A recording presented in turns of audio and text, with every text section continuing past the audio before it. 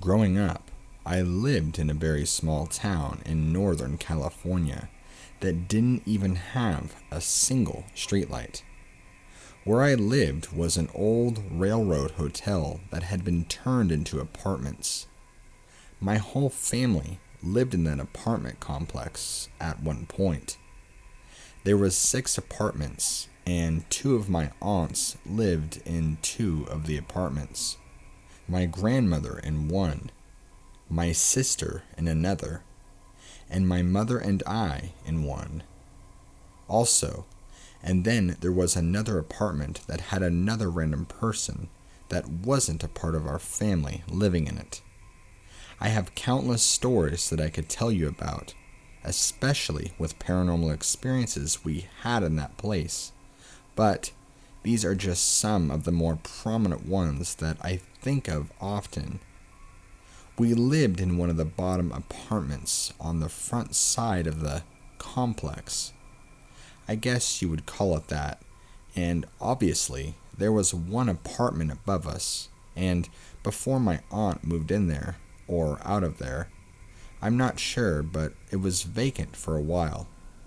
My mom would always clean out the empty apartments and get paid by the owner, so at this point in time, we knew for a fact that there was no furniture and no one in that apartment above us.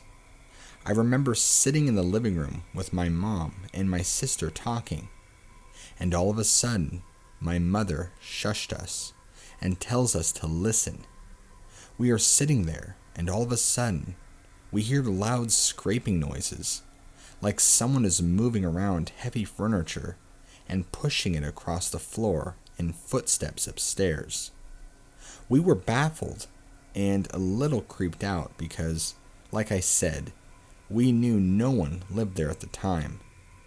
Another time, she had seen a young boy with a dog while she was standing doing the dishes outside the window. This boy and his dog walked up the stairs and into the house and down the hall. At the time, she just assumed it was my cousin Andrew, who would always come over to play with us, and after she got done doing the dishes, she came to the room to see what we were doing, and of course, Andrew wasn't there. She was very confused and asked where he went, because she never saw him leave. But then I told her that he never came by, so she called his mom, and sure enough, he had been home the whole day. So my mother seen some sort of young boy spirit with a dog walk in the house and down the hallway, and was ultimately pretty creeped out by that one. Another time, she was cleaning out the middle apartment that was in the yard, and the people who lived there were absolutely disgusting. She literally had to rake out all the garbage off the floor, but that's a whole other story. So anyway, she started to hear a baby cry, and at the time, no one in the apartment complex even had a baby, so she was very confused, and it sounded like it was in one of the rooms in that apartment. I specifically remember her telling me it sounded like it was coming from a closet, but she looked and could not find said baby. I never really had any crazy experiences other than hearing people walking upstairs when no one is home, or the apartments were vacant, and the whole furniture situation, but the bathroom in our apartment was really creepy. I always felt like I was being watched in there, and every single person who showered in our house often experienced this a lot of the time. You would hear the bathroom door open and someone walk in, and when you would look, no one would be there. My sister once got out of the shower and went to her bedroom to get dressed, and she had shut her door all the way. And her door was a very heavy door, so it wasn't like the wind just could have pushed it open, and she said that it was latched completely, so even if there was wind, it wouldn't have just came open. But while she was getting dressed, she heard the door squeak, and she looked to see if it was one of us kids, and she said that she seen a black shadow peering in at her. She got so freaked out that she quickly got dressed and left the apartment, and wouldn't go back until my mom got home from work, and would not stay there alone anymore. After she moved out of that room, it became mine, and I never slept in there. Not once, because I just had this weird feeling about the room. The closet just had a dark look to it, and I always stayed far away from it as a kid. Another experience that my aunt had was she woke up in the middle of the night to see a white mist standing in the hallway, and when it noticed she was looking at it, it turned around and walked into her bedroom. She believed that one of them was an angel. I know a lot more happened, but I just can't remember it all at the moment. Maybe I'll talk to my family, and if I can't get any more experiences, I'll write it again. I've always been drawn to the paranormal since living in that place has wanted me to contact the owner somehow and do an investigation. Maybe one day I'll get the chance.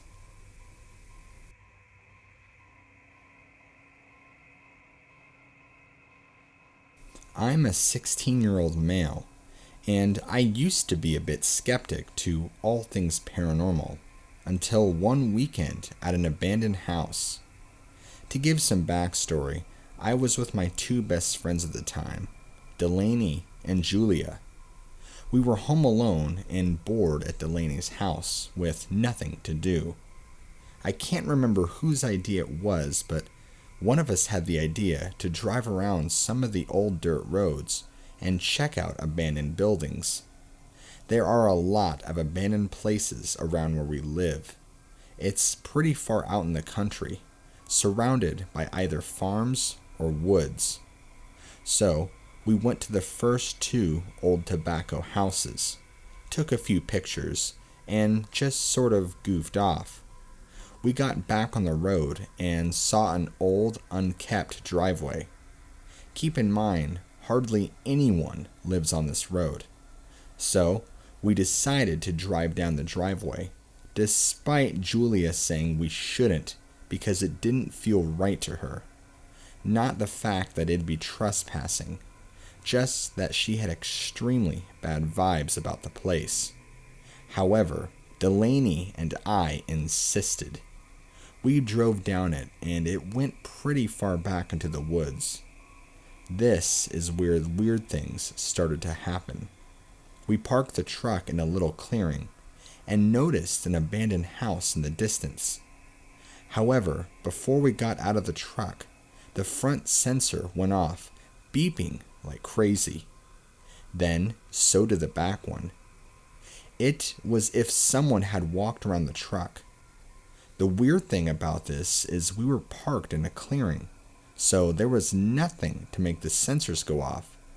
Even if there were, they would have gone off before we would have even parked the truck, and wouldn't have just randomly gone off in that order. Delaney and Julia were kind of freaked out, but I just ignored it. It wasn't until later that this would freak me out too.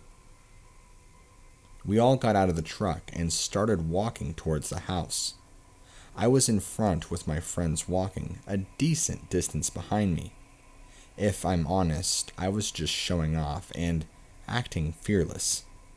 I wasn't that scared until I saw her, a woman with dingy, unkempt-looking hair in a colonial-style dress, looking around the corner of the house. She looked at me and just put a finger up to her lips and shushed me very loudly. The feeling I had is almost indescribable. Imagine feeling as if all senses of safety and protection is gone, and you don't feel at all happy. My heart felt like it stopped. I started crying. I was so scared. I knew she wasn't human. I don't know how, but I just knew. I turned around to my friends and screamed and run and started sprinting back to the truck. My phone flew out of my pocket about halfway back to the truck. My friend Julia told me that this happened, and I told her to leave it. Now, if you know me, you know I'm ditching my phone if I'm serious. Julia's and Delaney got stuck back of the truck. We tried to open it, but it was locked. Delaney reached for her keys, but they were gone, and so was her phone. It's as if whatever this thing was trying to keep us there. Delaney ran back and picked up Julia and I's phones and found her keys. We got in the truck and floored it out of there, back to Delaney's house. You might think it's just coincidental. We dropped all of our things, but the thing is, our phones and Delaney's keys were all deep in our pockets. It didn't make sense for them to just fall out on their own like that. Later at the house, we were all talking about the entire situation, and I was explaining what I had seen.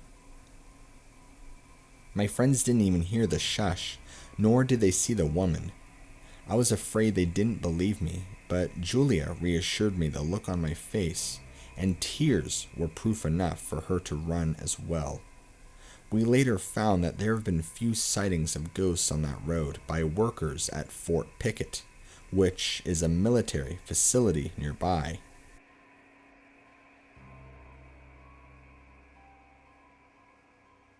Okay, so my dad has always been that type of guy where he doesn't believe in anything unless he witnessed it for himself. He's a pretty macho guy and isn't into all that fairy tale and ghost nonsense. Yet, that all changed for him one day. It was about 2:30 in the afternoon when my dad came home. He works the night shift at the old El Reno prison. He says it's pretty laid back and the job is easy for the most part.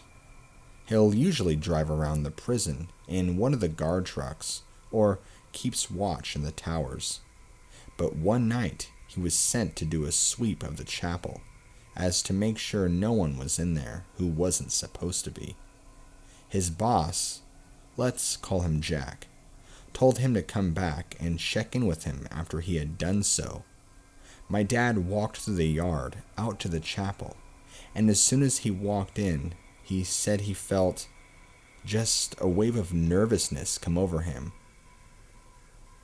He flicked on the old lights and walked in and began to check all around the room. After a couple of minutes, he said a man dressed in the same uniform as him walked out from the little office in the back. My dad asked the man if he was already doing the sweep of the chapel, and the man replied, "Yes, I'll take it from here." So, confused as to why he was sent out there to check the chapel, my dad just gave a little, "Oh, okay, I'll let Jack know." My dad returned to his boss about 15 minutes after he had sent him. Jack looked at him and asked, "How did you get done so fast? You couldn't have possibly checked the whole place in such a short amount of time." "Another guard already in there said he'd check it," my dad said. And I guess Jack didn't think anything of it. As long as the chapel was checked, everything was fine with him. Well, this is where it gets creepy. About 3 days after, my dad said he was walking down the halls of the prison and stopped to look at the display case of all the old photos of other guards in the past. As he was browsing the photos, he said his heart sank and his blood froze. One of the pictures he came across was that very same guard he had encountered in the chapel. Only this guard was now dead.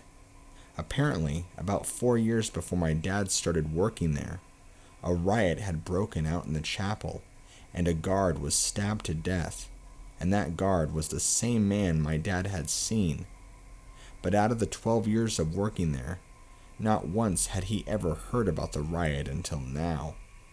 I don't know if they just don't talk about it, scared it might run off some newbies or something, or if it's just something a lot of them forgot about. All I can say is, my dad is now a firm believer in the paranormal, and not once has he ever gone back into that creepy-ass chapel.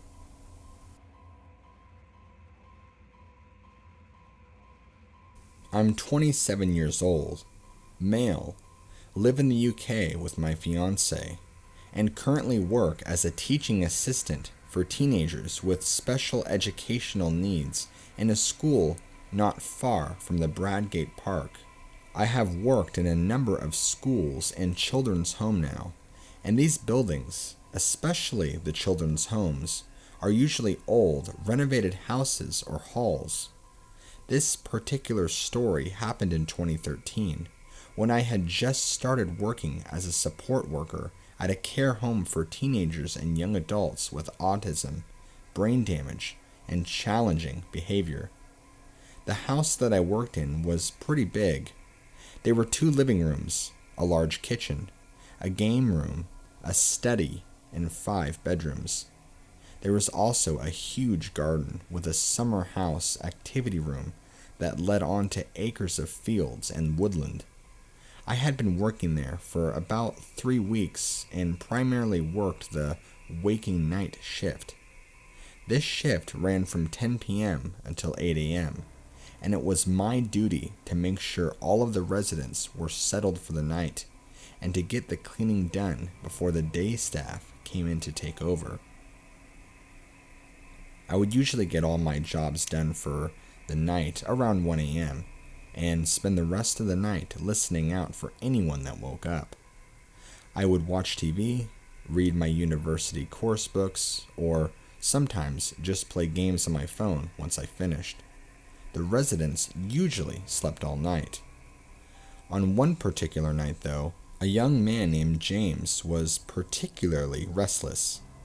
He was not very big, but he had a lot of strength behind him when he got into one of his bad moods, and the slightest thing could set him off. He once threw a member of the staff through a patio door because she had forgotten to put cold water in his tea before he drank it. He could not form full sentences and would communicate with fairly simple words, put together in a way that he understood. For example, he would say something like, "James, make breakfast," when he was ready to make breakfast, or "James, go outside," if he wanted to go outside and play. He was generally well behaved and could be quite funny when he wanted to, but was well known for his temper.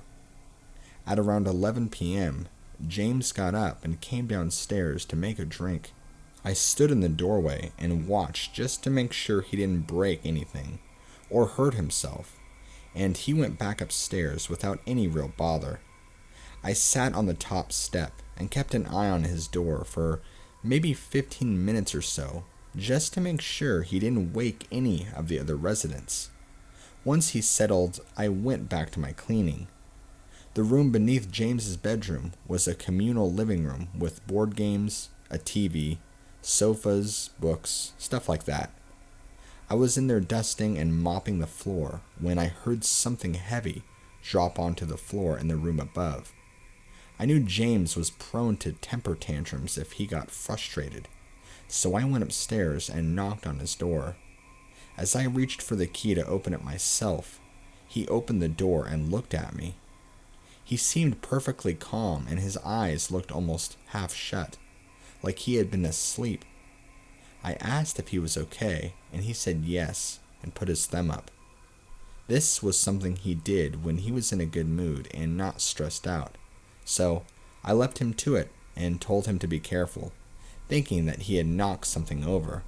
An hour or so passed, and by now I was in the kitchen cleaning the sink. I heard another bang above me, again like something had been dropped. This time I realized that the room above the kitchen was currently empty. The house was set up to house 5 residents, but there were only currently 4, and the room above me was the spare empty room. I immediately went to check it out, but the room was empty. I stood there for a while, and as far as I could tell, everybody was asleep. Due to the nature of their conditions and behaviors, each resident has an alarm fitted to their door that is activated at night, so if anybody leaves their room, a small receiver box that the night staff carry around makes a noise and a light blinks for a few seconds to indicate which door had been opened, which is numbered 1 through 5. The alarm had not gone off, so I knew that the noise was not from any of the residents. I got back to my cleaning and didn't hear anything else for the rest of the night. The following night, I got to work just before 10, and as I entered the hallway, I could tell that something was wrong. James was at the bottom of the stairs, covering his ears and humming loudly, and 3 members of staff were with him. After a few moments, he was escorted to the sitting room, and the house manager gave me a rundown of what had been going on. For the last 4 hours, James had been quite agitated and kept repeating the phrase, "Sarah, little girl," when asked what was wrong.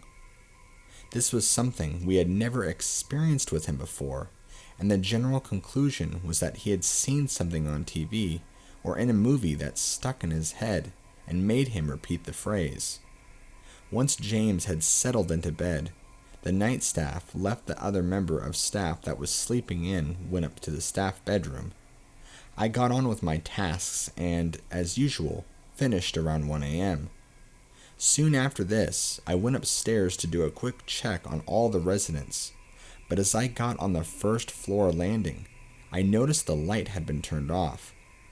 There were 2 small corridors leading to the bedrooms on the left and right-hand sides of the staircase. James's room was on the left, and the light switch was just outside his room. I turned the corner to flick the switch, and there, in the darkness, in complete silence, was James. He was standing in the corner, completely naked, with his eyes as wide as he could possibly hold them. I'm a big guy, 6'3" and weigh about 220 pounds, but at that moment, I was really creeped out. I spoke calmly to James and asked what was going on, and for a while, he said nothing at all. Then, as I turned the light back on, he let out an ear-piercing scream and started slapping himself around the face. The sleep-in staff woke up at this point and helped me calm the situation and get James back into bed before reassuring the other residents that everything was fine. After that night, I had 4 days off. My shift pattern was 7 days on, 2 days off, followed by 8 days on and 4 days off, and I was relieved that this incident happened just as my time off began. I got back to work the following week and was told that the situation with James talking about that little girl had got a lot worse. He would spend hours staring out of the window that overlooked the garden, saying, "Little girl, where are you, little girl?" And no one knew where he had heard the phrase. That night, around 3 a.m., the alarm went off to say that the door to room 5, the spare room, had been opened. Now, this instantly seemed a bit weird as the door to the spare room is always kept locked because it was being used for storage at the time. I went up to investigate and found James standing in the room in the dark. He didn't seem to notice me entering and was just standing there whispering, "Where are you?" over and over again.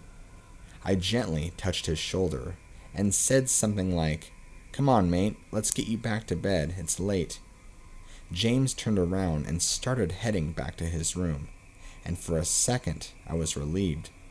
But then, as I locked the door to the spare room, he screamed out, "Oh no!" and started pummeling the door with both fists. As he did this, the alarm went off to indicate that the front door had been opened. The only people with the key to the front door were myself, as the night wake staff, and the house manager.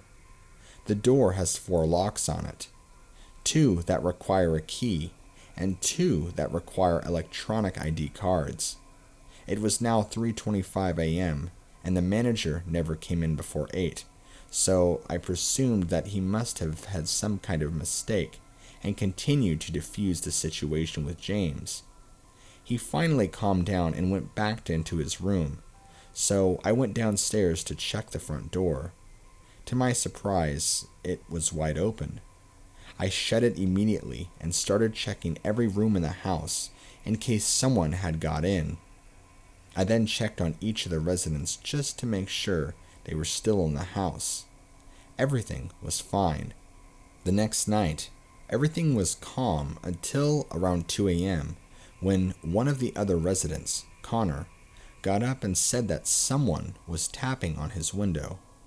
I guessed that he must have just been dreaming, as his window was on the 3rd floor of the house and was at least 25 feet from the ground. I went back up to his room with him to reassure him and checked his window. Sure enough, it was shut, and the security lock that prevents it from opening wide enough for someone to fit through it was still sealed. As he got back in bed, I heard footsteps on the stairs outside of his room. He froze for a second and looked at me with an expression of pure panic on his face. I opened the door to see who it was, but no one was there. He was clearly scared by this and said, "Is he back?" My blood ran cold. I asked, "Is who back? What do you mean?" Connor looked over my shoulder and then sank down into his bed, pulling the covers up to his mouth. I turned around to see what he was looking at, but there was still no one there. "Tell him to go away," Connor said in a hushed, scared voice. I tried to reassure him that there was no one there and left his bedside lamp on before leaving the room. I went downstairs and sat outside on the patio with a cup of coffee. It was in the middle of January and around -2 outside, but I felt like I had to get out of the house for a while. After about 40 minutes, I went back inside and washed my cup in the sink, dried it, and put it on the back cupboard. Beneath the cupboard was a locked, secure drawer where all of the sharp knives are kept until needed. The drawer was open slightly. This was obviously a major issue as none of the residents were allowed access to the knife drawer without supervision. I counted the knives and realized that there was one missing, so I woke the sleep-in staff, told her the situation, and we began a search. Nearly 2 hours later, we still hadn't found this missing knife, so decided to just keep our guard up and make sure none of the residents were hiding it. 2 hours later, at 5:30 a.m., the alarm sounded. It was the door to the spare room again. I went up to check it out and found that the door was locked. How could the alarm have been activated by the door opening if the door was still locked? I went inside and turned the light on. To this day, I still have no explanation for what I found, and I often think about this incident. The bed had been pushed from its usual place and was against the wall, and the wardrobe doors were open. There were screws and nails all over the floor, but nothing broken. But the most disturbing part? In the middle of the room, there was a child's doll, a gold bracelet, and the missing knife from the kitchen. The doll was an old-style baby doll. My guess was that it was made in the 50s from the style of clothes and the overall look of the doll. The bracelet was simple but old-looking. I left everything as it was and reported it to the manager as soon as she arrived. No one ever claimed that the bracelet belonged to them, and it was taken to a charity shop soon after along with the doll. After the doll and bracelet were removed from the house, James seemed to calm down and never mentioned a little girl or stood around in the dark again. I still don't have an explanation for everything that happened, and sometimes think that it was just a combination of strange behavior from a young autistic guy and the fact that that house was old. But on the other hand, a lot of stuff happened that I can't explain logically. My only regret now is that the doll and bracelet are gone and can't be examined or identified. Maybe it was paranormal. Who knows? But now I work day shifts and do not plan on working night shifts again anytime soon.